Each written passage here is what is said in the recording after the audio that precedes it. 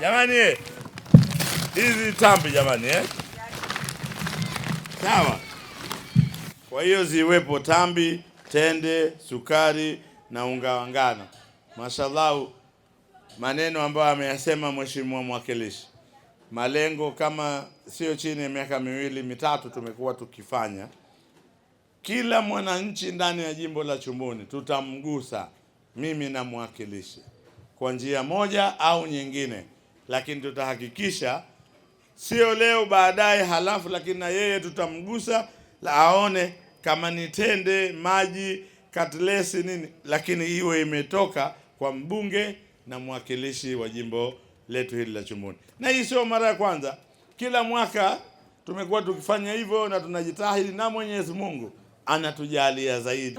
Na mambo haya kiukweli, kuwagusa watu ndani ya mwezi kama huu ni mambo ambayo tangu nimeingia kwenye nafasi hii nimekuwa nikiyatekeleza. Kwa hiyo na jambo jingine ambalo tunalifanya basi ni kuona serikali yetu inahimiza mambo haya yafanyike, na mwenyewe kiongozi wetu Dr. Hussein Ali Hassan Mwinyi amekuwa akisisitiza sana, sisi ambao tuna nafasi au viongozi basi tunapaswa tuyafanye haya ambayo tunayafanya.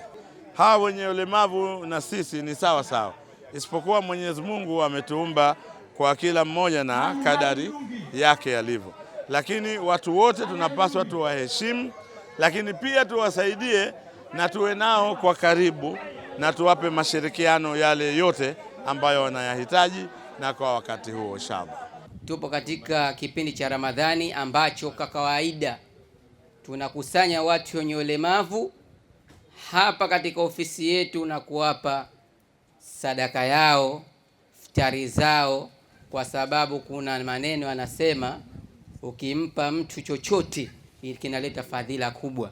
Ndio maana hata alkalimatu tayyibatu sadaka, maneno mazuri tu ni sadaka. Je, hichi tunachopewa naamini kitawafurahisha watu wenye ulemavu. Watu wenye ulemavu oye! Kwa kweli leo tumefarajika sana kwa kupata riziki ya iftari. Kwa hivyo tunashukuru sana watu wote wenye ulemavu kwa kupata sadaka ambayo alitupa mbunge na mwakilishi wa jimbo la Chumbuni. Kwa hivyo tunasema asante sana. Kwanza napenda kumshukuru mheshimiwa kwa kutusaidia na kwa kutuona kwa sisi kwenye watoto walemavu. Fatuma Juma Muhammad. Sina mengi sana ya kuzungumza isipokuwa shukrani kwa wingi.